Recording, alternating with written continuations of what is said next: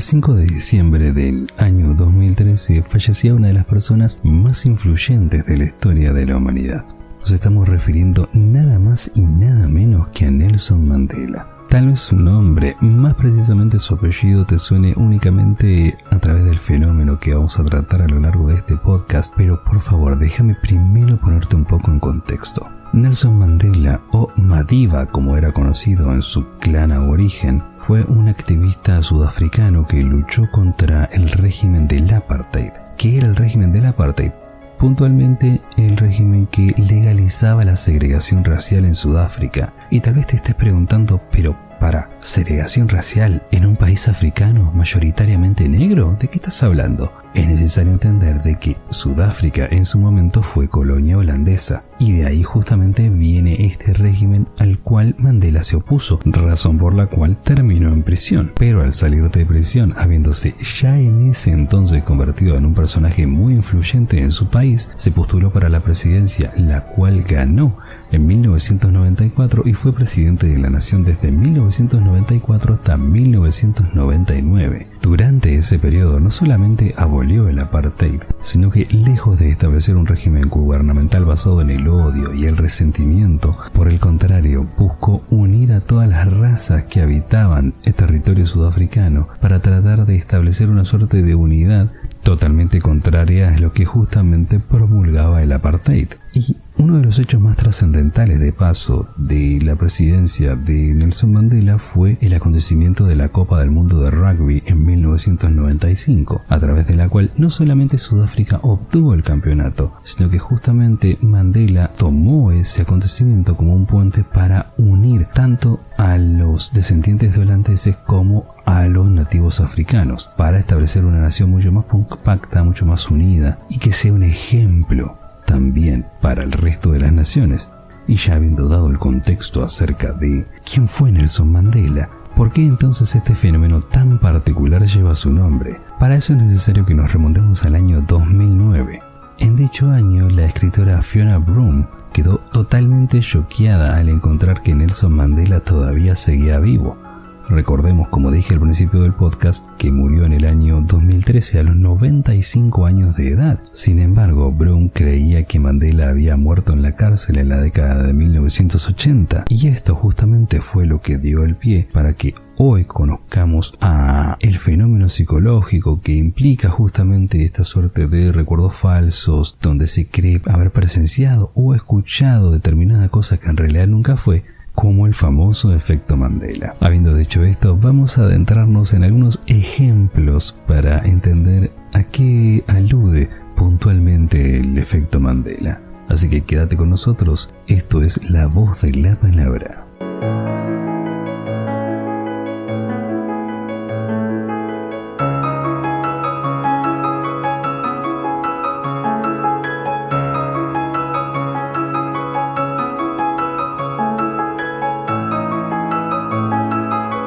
Espejito, espejito, ¿quién es la más hermosa del reino? Esta es una frase que en realidad no existe. Y antes que me vengas a hatear en los comentarios, presta atención por favor. Lo que en realidad la reina malvada de Blancanieves dijo en la película animada de 1937, aunque no descarto que en posteriores entregas esta frase se haya modificado, pero estamos hablando de la versión original. Y a continuación les voy a citar textualmente lo que en realidad dice la bruja malvada. Esclavo del espejo, sal de la oscuridad. Ven a mí desde el más allá, a través de los vientos y del fuego. Yo te conjuro, muestra tu rostro ya. Cuando aparece el esclavo del espejo y le pregunta, ¿cuál es tu deseo, majestad? La reina entonces dice lo siguiente: sabio espejo consejero, saber quién es la más hermosa quiero.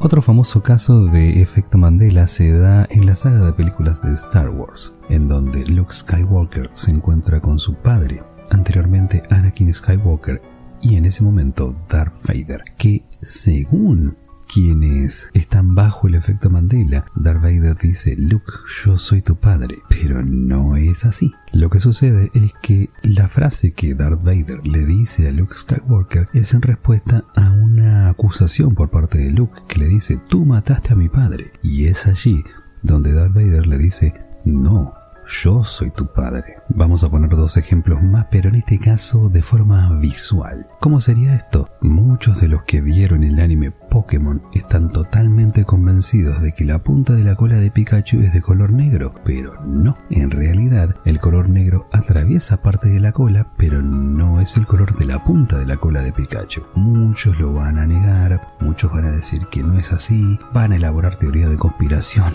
porque quien está bajo este efecto justamente tiende a tomar ese comportamiento de querer defender algo que realmente no es. Y también hay otro, quizás un poco más sutil, menos polémico, pero quienes jugaron Monopoly, tal vez por ahí los de esta generación que no está familiarizada o no se ha criado con juegos de mesa, no conozca qué es el Monopoly. Monopoly, o como lo conocimos en Argentina como el estanciero, es puntualmente un juego de mesa a través del cual uno va obteniendo recursos, comprando propiedades, etc. Pero lo que puntualmente llama la atención de ese juego, que el personaje que aparece en el logo del Monopoly, conocido como el tío rico Pennybags, muchos creen de que ese personaje que aparece allí lleva un monóculo. Y no lleva un monóculo. Por más que muchos digan, yo jugué al Monopoly, yo estoy convencido de que... No, googlealo y te vas a dar cuenta de que no es así. Tal vez estabas convencido o convencida de que era así, y ahora que te mencioné estos ejemplos te diste cuenta de que estabas bajo un efecto Mandela. Pero más allá de diferentes casos, incluso mucho más trascendentales, hasta incluso perturbadores, lo que quería simplemente era mostrarte un ejemplo para que nos adentremos en el tema principal de este podcast. Así que quédate que a continuación vamos a hablar acerca de efecto Mandela en la Biblia.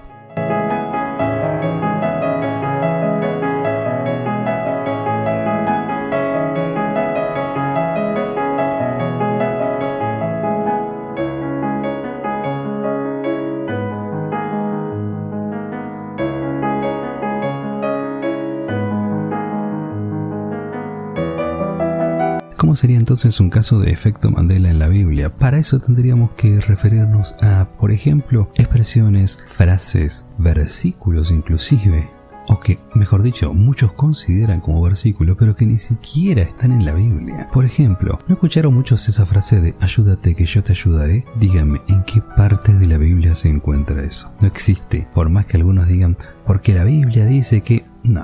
A ver, vamos a un hecho concreto. Y esto estaría bueno que lo tomes como precedente para no solamente este tema, pero para todo tema que tenga que ver con la Biblia. Si no te citan versículo y capítulo y no te dan el contexto de lo que se está queriendo expresar, no le hagas caso. Ni hablar los que tiran frases totalmente descontextualizadas, totalmente ambiguas respecto de los fundamentos de nuestra fe cristiana y que abajo, a modo de cita, dicen la Biblia, cuando son frases que ni siquiera están en la misma. Esta es una. Otra muy conocida y muy mencionada por los cristianos es: Dios odia al pecado pero ama al pecador. Dígame, ¿en qué parte de la Biblia se encuentra semejante frase totalmente incoherente? De paso, además, es una frase que utilizó Mahatma Gandhi. O sea, ni siquiera forma parte de los dichos de ningún apóstol, profeta, etc. Y sobre esto está bueno que hagamos un paréntesis. A ver, no estoy diciendo con esto de que Dios no nos ame, Dios no tenga misericordia hacia nosotros, pero una cosa es que Dios, habiendo nosotros nacido en pecado y llevando desde nuestro nacimiento la herencia de la condenación del pecado, haya decidido incluso desde antes de la fundación del mundo que mediante la muerte de Cristo podamos ser salvos, no tiene nada que ver con que se diga a través de esa frase anteriormente mencionada y totalmente ambigua que Dios nos ama aún en nuestro pecado, lo cual es totalmente aberrante. Por el contrario, Romanos capítulo 5 versículo 8 dice: mas Dios muestra su amor para con nosotros en que siendo aún pecadores, Cristo murió por nosotros. ¿Ven lo distinto que es? En otras palabras, lo que el versículo quiere decir es que aún estando nosotros bajo la condenación del pecado, Cristo vino y murió por nosotros, y ahí es justamente donde se expresa el amor de Dios hacia nosotros. lo cual no tiene absolutamente nada que ver con el hecho de que Dios, según lo que decía la anterior frase, ame nuestro pecado, se enorgullezca de nuestro pecado y que esté complacido con que nosotros estemos en pecado. O sea, se dan cuenta lo grave que puede llegar a ser el basar nuestra teología en frases ambiguas que ni siquiera tienen respaldo bíblico. Ahora, por otro lado, hay una frase que escuché mucho y que de hecho yo mismo cometí el error de citarla en más de una ocasión, de que la expresión "no tengas miedo" aparece 365 veces en la Biblia, como una suerte de recordatorio de que tenemos un "no tengas miedo" por cada día del año. Pero si investigamos al respecto, nos encontramos con que la expresión "no tengas miedo" y cualquiera de sus derivados aparece en total unas 136 veces aproximadamente.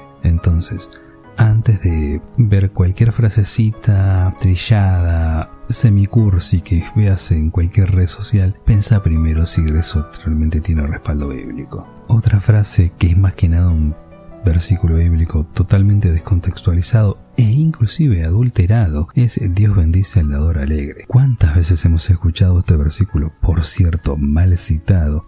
No solamente en iglesias donde se utiliza esta expresión cada vez que hacemos referencia a los diezmos y las ofrendas, sino también notoriamente en sectas evangélicas donde se predica lo del evangelio de la prosperidad. Ahora, para refutar esta frase tan particular, necesitamos ir a la segunda carta del apóstol Pablo a los Corintios. Dice el versículo 7 lo siguiente: cada uno dé como propuso en su corazón, no con tristeza ni por necesidad, porque Dios ama al dador alegre. Pero, ¿en qué contexto lo está diciendo el apóstol Pablo? En el que Dios va a tener en consideración que si querés financiar a través de tus ofrendas nuestra misión, hacelo de acuerdo a cómo salga de tu corazón. No lo hagas por obligación, hacelo porque vos lo sentís y Dios va a tener eso en consideración. ¿Se entiende entonces la diferencia con la manera en cómo muchos, digamos de forma extorsiva, pretenden que los miembros de sus respectivas congregaciones pongan excesivas cantidades de dinero para que ellos sigan ricos y opulentos, y que esas personas que pierden incluso hasta propiedades con tal de ofrendar para financiar la vida loca de esos delincuentes de la fe sigan cada vez más pobres, y que encima les digan de que ellos siguen pobres porque no tienen la suficiente fe? Por favor. Otra famosa frase que se escucha por ahí y que de hecho reconozco que en su momento también la citaba es: Jesús se hizo hombre para entender al hombre. ¿De qué me estás hablando? A ver, imagínense a un usuario de computadora, ¿sí? Por ejemplo, no sé, yo que estoy manejando una computadora y que me tengo que transformar en un archivo, no sé, en un archivo comprimido para que a través del WinRAR yo sepa realmente cómo se descomprime un archivo. ¿De verdad? Entonces, ¿en qué cabeza cabe pensar que realmente Jesús hizo hombre para entender el sufrimiento del ser humano? ¿Qué versículo bíblico respalda semejante payasada? A ver, el apóstol Pablo, escribiendo a los filipenses en el capítulo 3, versículo 10, dice lo siguiente: a fin de conocerle, cuando habla justamente de proseguir a la meta, y el poder de su resurrección y la participación de sus padecimientos, llegando a ser semejante a él en su muerte. Por su parte, el apóstol Pedro, escribiendo en su primera epístola, en el capítulo 4, versículo 13, dice: sino gozaos por cuanto sois participantes de los padecimientos de Cristo, para que también en la revelación de su gloria os gocéis con gran alegría. ¿Qué quiere decir esto? Puntualmente quiere decir de que nosotros somos quienes participamos al vivir la vida cristiana de los padecimientos de Cristo, para entender, no Cristo a nosotros, sino nosotros a Cristo, cuánto le costó la salvación. Entonces, afirmar de que Dios nunca nos pudo entender hasta que vino como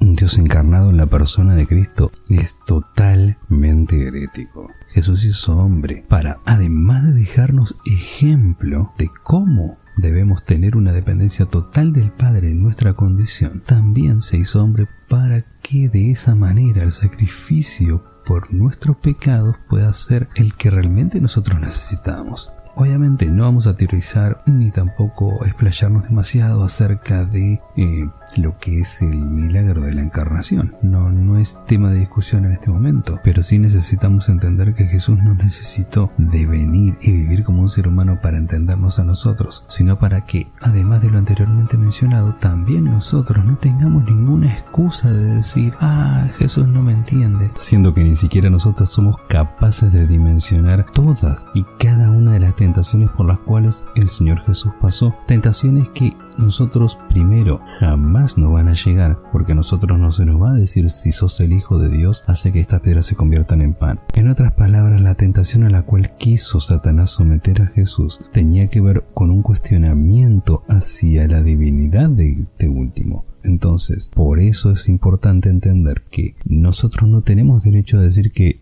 Cristo no nos entiende. Nosotros somos quienes deberíamos entenderlo, y que de hecho jamás lo vamos a poder entender. En primer lugar, porque se trata de Dios, y en segundo lugar, porque todo lo que Cristo pasó tuvo que ver con la misión específica de prepararse para sacrificarse Él mismo por cada uno de nosotros. Por supuesto, Él nos dejó ejemplo de muchas cosas, pero contrariamente a lo que muchos afirman, nosotros somos quienes debiéramos comprender, meditar, reflexionar y vivir en consecuencia de lo que significó el ministerio, la muerte, la resurrección y hoy en día la ministración por parte de Cristo. Por último, y no por ello menos importante, vamos a situarnos en uno de los efectos Mandela, que tiene que ver a su vez con uno de los versículos peormente citados de la Escritura. Me estoy refiriendo nada más y nada menos que al Salmo 37, versículo 4. Y si lo estás leyendo en este momento, caes en cuenta de lo que estoy hablando, ¿verdad? Porque muchos toman la segunda parte del versículo y armaron una frase, o mejor dicho, resumieron el versículo en decir: Dios va a conceder las peticiones de tu corazón, pero se olvidan de la primera parte del versículo.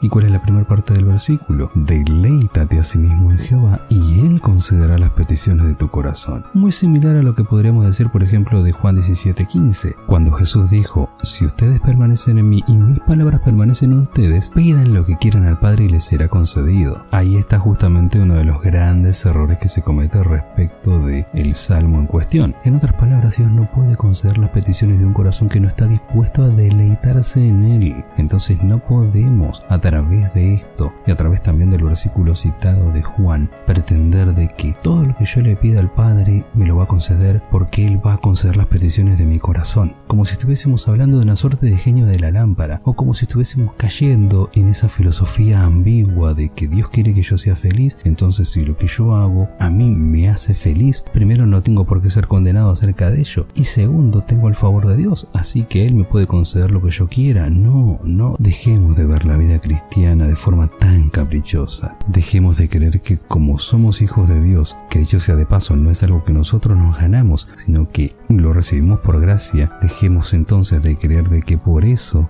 tenemos derechos, cuando en realidad tenemos una obligación importante. ¿Y cuál es esa obligación importante? La de consagrarnos todos los días al Señor, la de buscar consejo en su palabra y la de vivir una vida consecuente entre lo que decimos y lo que hacemos. Y acá presente, el primero en hacerme cargo, créanme. Por esa misma razón y pensando en esto último es que quise compartir este podcast con cada uno de ustedes, reflexionando acerca de un tema que está muy en auge, como lo que es el efecto Mandela, pero como también este fenómeno nos afecta a cada uno de nosotros como cristianos, como iglesia, y de cuán coherentes, meticulosos y cuidadosos debemos ser a la hora de interpretar la Escritura. Así que sin más, les envío un gran saludo. Gracias a cada uno de ustedes que comparten el contenido, que lo escuchan, que comentan también. Les pido por favor que se suscriban al canal a aquellos que no lo han hecho, ya que gran parte de la audiencia de La Voz de la Palabra que escucha nuestros podcasts no está suscrita al canal. Así que con tu suscripción no solamente vas a poder darnos una gran ayuda a este canal, sino también contribuir por tu parte con la predicación del Evangelio. Así que estate atento, estate atenta, activa la campanita porque se van a venir nuevos podcasts como este. Te mando un gran abrazo y te deseo que Dios te bendiga.